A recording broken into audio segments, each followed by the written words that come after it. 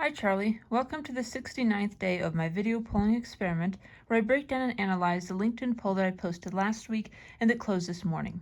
Now last week's topic relates to something that has been on my mind and the minds of many Americans, especially sports fans, for several years now, even though even a decade ago this was not nearly as prominent as it is today, and in fact it was almost unheard of in the industry.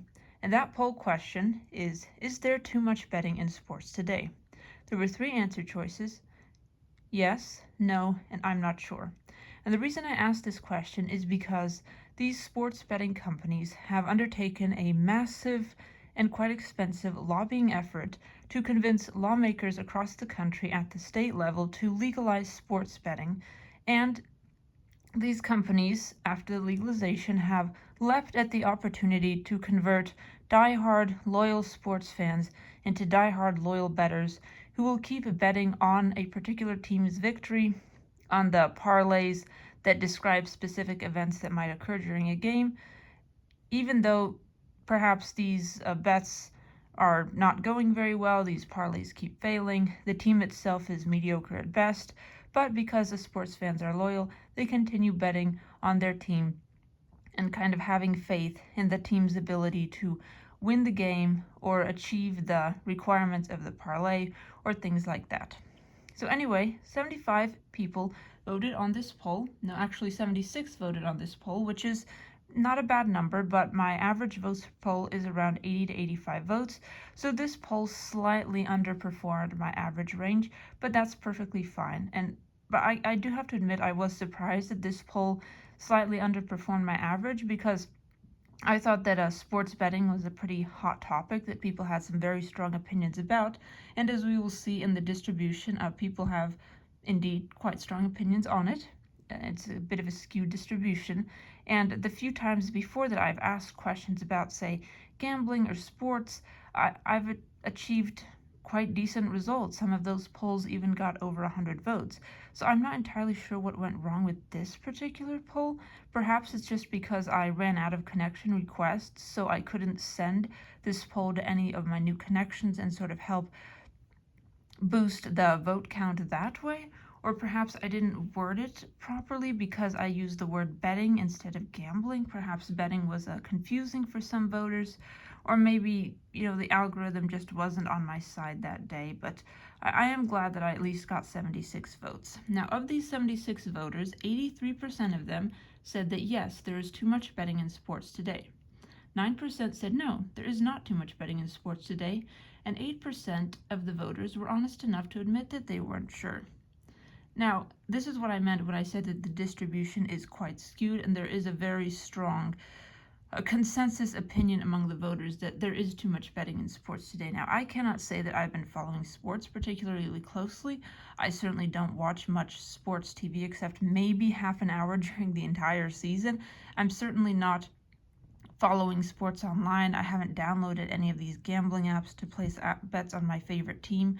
I suppose the local versions for me would be the Colts NFL team and the Pacers basketball team. I believe they're in the NBA.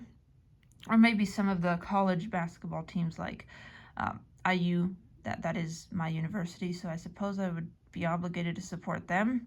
But we also have a Purdue as kind of a top 10 basketball school, or so I've heard. As you can see, I'm not really well versed in the sports world, but all that to say that I'm not really involved in the sports industry, in the sports fandom, in the slightest bit, so I am trying to be as empathetic and understanding as possible toward those who are massive sports fans. I'm trying not to misrepresent their experiences or their opinions. Now, onto the statistics about sports betting. Sports betting is now legal in 38 out of 50 states. Americans bet $35 billion on the 2024 NFL season football games. $1.39 billion was bet on the Super Bowl alone. Americans are projected to bet $3.1 billion on the NCAA, that is college basketball, tournament this year. This is 14% higher than in 2024. In 2023, total U.S. sports betting revenue for these sports gambling companies was $11.04 billion. There are 3.03 million monthly American FanDuel users, and 10.4% of U.S. adults bet daily on sports.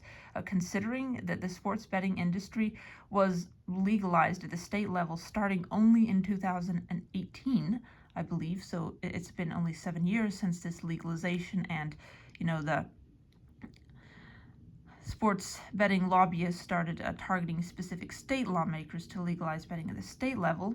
Considering that this process only began about 7 years ago after that federal level legalization in 2018, it's quite impressive that these sports betting companies have already created a culture where about 1/10 of U.S. adults are betting daily on sports. Now, there is the saying, like, the house always wins, so it's quite likely that most of these bettors are in the long run losing money on these bets, because obviously FanDuel and these other sports betting apps and programs, they have to make a profit somehow, and they do that by ensuring that there is a net loss to the average gambler, because if there's a net loss to the average gambler, there's a net gain to the sportsbook operator.